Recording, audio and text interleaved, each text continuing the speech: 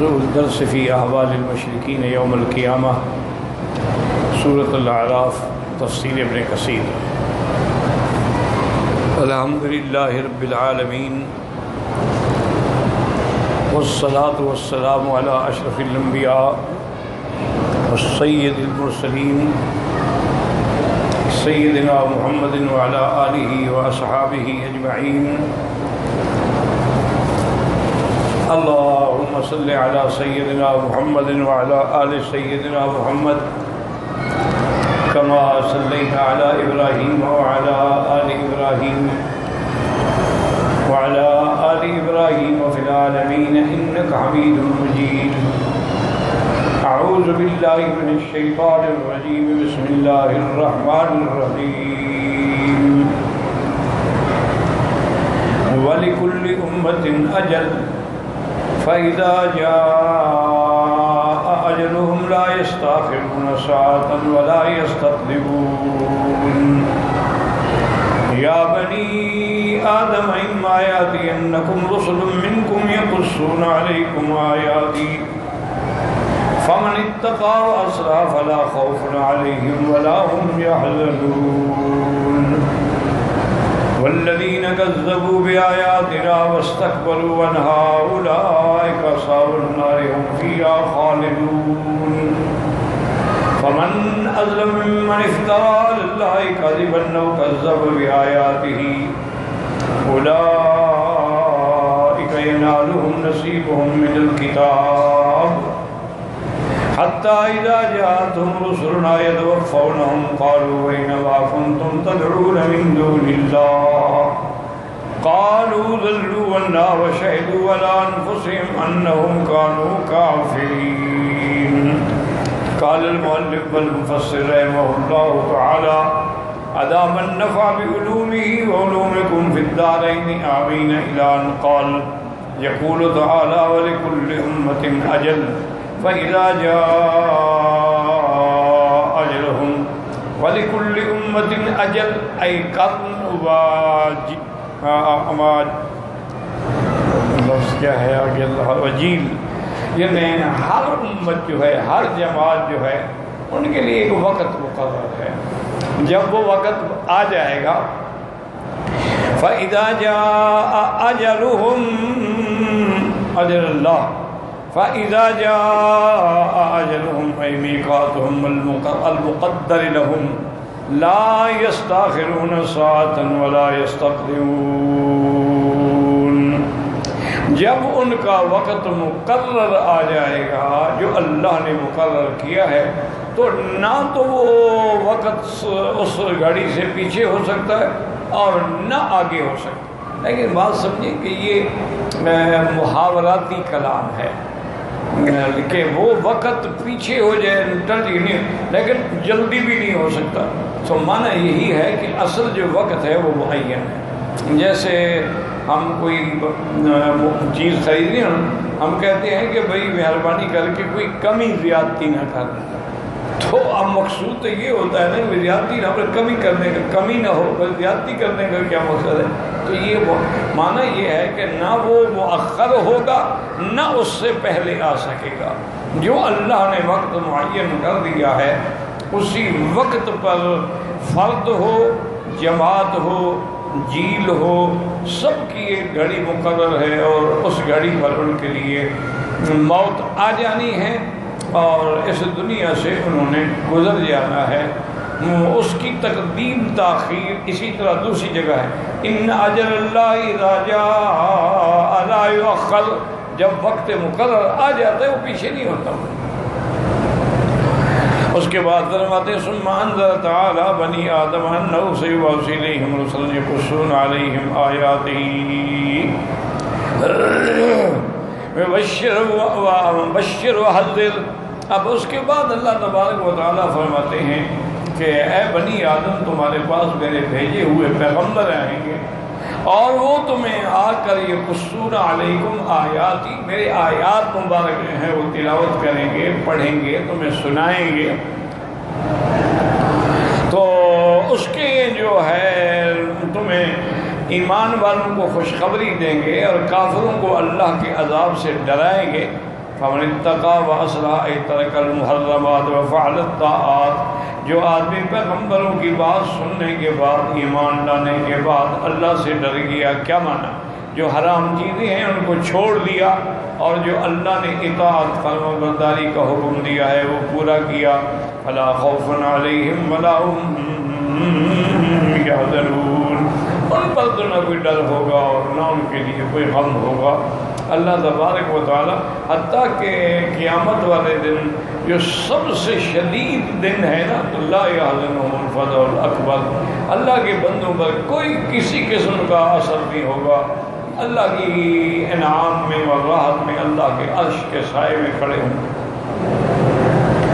والذین کذبوا بآیاتنا واستکبروا عنها، اے کذبت بها قلوبهم واستکبروا عن العمل بها، جن لوگوں نے دل سے ہمارے آیات کی تکذیب کی اور عمل سے تکبر کیا، اعراض کیا ہماری آیات پہ، نہ ایمان لائے نہ عمل کیا، اولئک اصحاب النار هم فیہا خالدون، اے باکسون فیہا مکثا مخلدا، یہی وہ لوگ ہیں جو ہمیشہ جہنم میں رہیں گے۔ تو جن لوگوں نے پیغمبروں کے آنے کے بعد، اللہ کے آیات سننے کے بعد تکبر کیا، انکار کیا، کفر کیا، ان کا ٹھکانہ پر جہنم ہے، وہ ہمیشہ اسی جہنم میں رہیں گے اور کبھی بھی نہیں نکالا جائے گا۔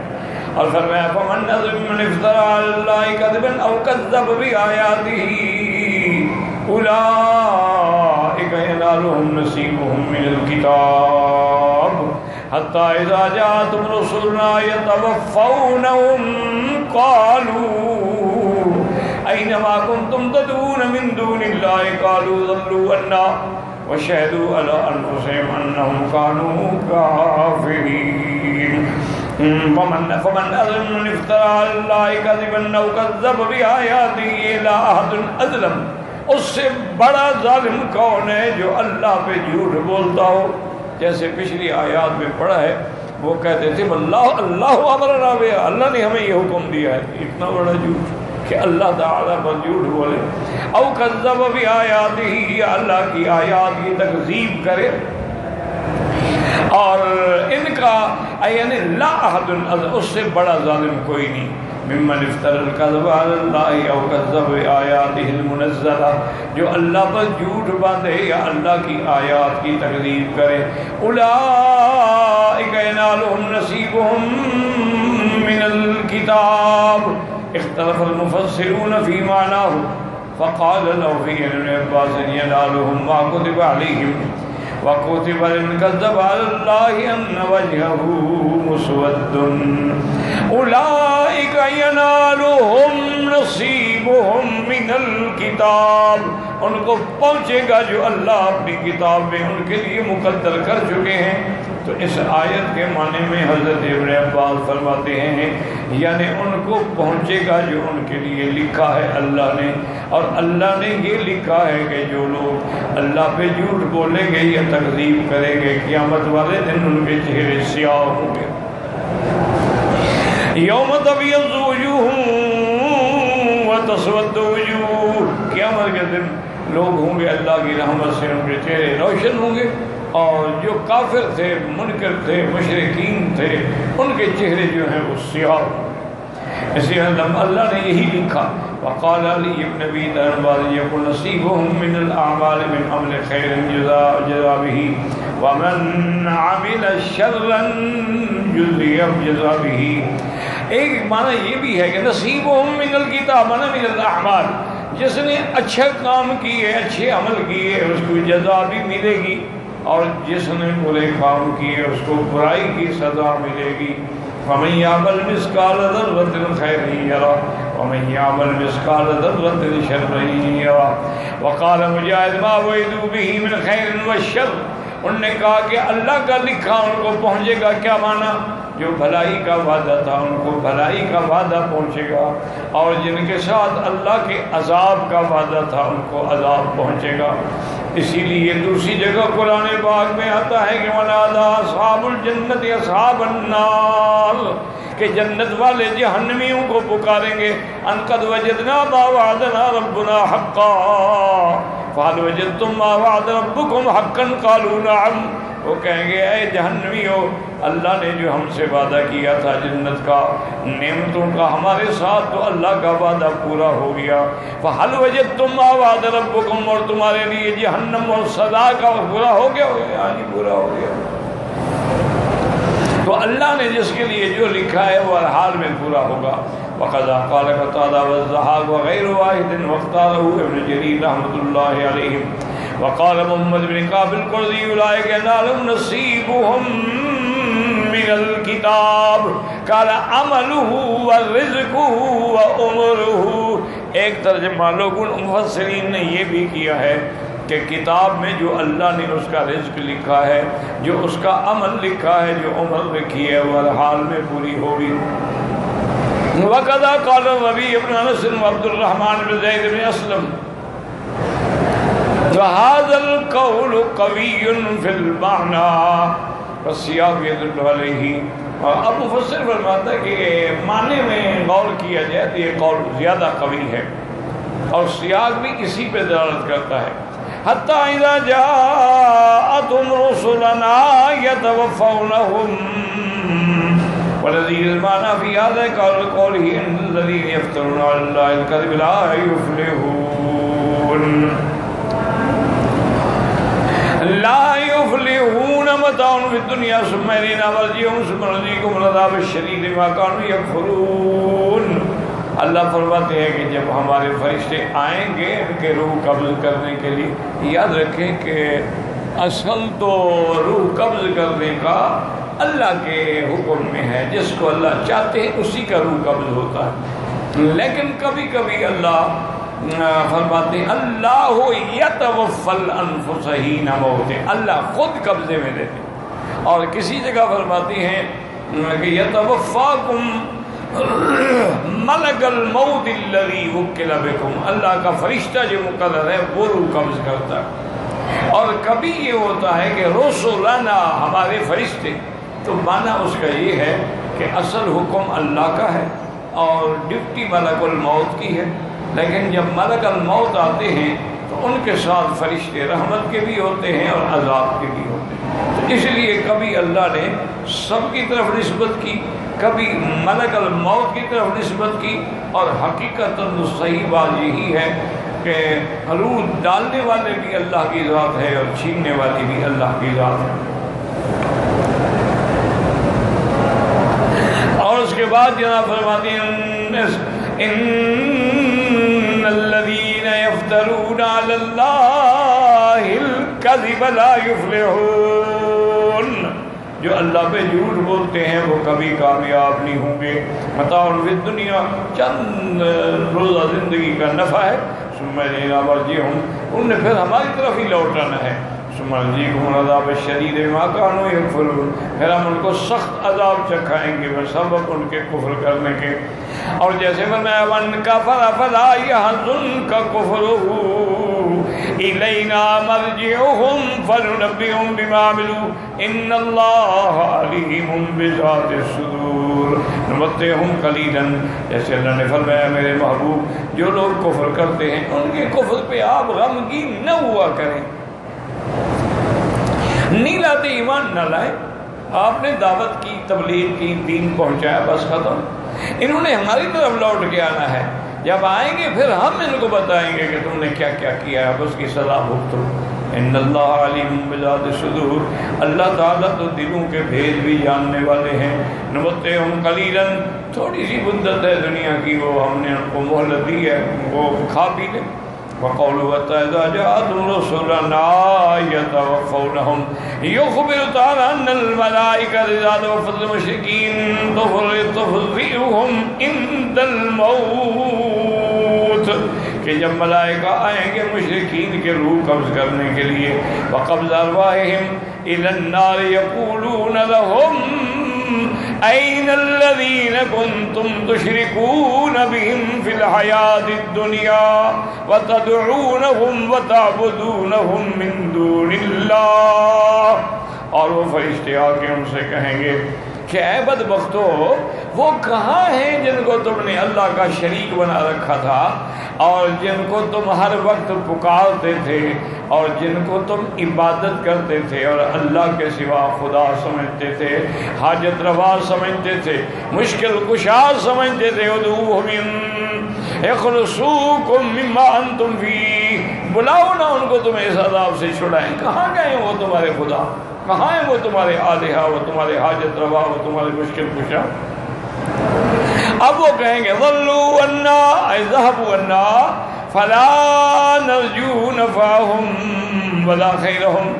اب وہ کافر کہیں گے کہ بھائی وہ تو پتہ نہیں غائب ہو گئے، پتہ ہی نہیں کدھر ہیں، ہمیں ہم سے اب کیا امید ہو سکتی ہے؟ تو اس کے نتیجہ کیا نکلے گا؟ شاید ولا انفسہم، اور اقرار کریں گے واعترفوا علی انفسہم انہم کانوا کافرین، کہ واقعی ہم نے کفر کیا، ہم نے اپنے جانوں پہ ظلم کیا اور آج ہم اسی کی سزا بھگت رہے ہیں، کوئی ہمیں چھوڑانے والا نہیں، کوئی ہماری مدد کرنے والا نہیں ہے۔ قالوا ادخلوا في أمم قد خلت من قبلكم من الجن والإنس في النار كلما دخلت أمة لعنت أختها حتى إذا اداركوا فيها جميعا قالت أخراهم لأولاهم ربنا هؤلاء أضلونا فآتهم عذابا ضعفا من النار قال لكل ضعف ولكن لا تعلمون وقالت أولاهم لأخراهم فما كان لكم علينا من فضل وذوقوا العذاب بما كنتم تكسبون يقول تعالى مخبرا ما يقول لهؤلاء المشركين به المفترين عليه المكذبين بآياته۔ اللہ تبارک و تعالیٰ خبر دیتے ہیں ان مشرکین کے بارے میں جو اللہ پہ جھوٹ بولتے تھے، اللہ کی آیات کو جھٹلاتے تھے۔ ادخلوا فی امم قد خلت من قبلکم، تم بھی انہی کے ساتھ جاؤ، اے من امثالکم ولا صفاتکم، جو وہ بھی تمہاری طرح کافر مشرک جو تھے،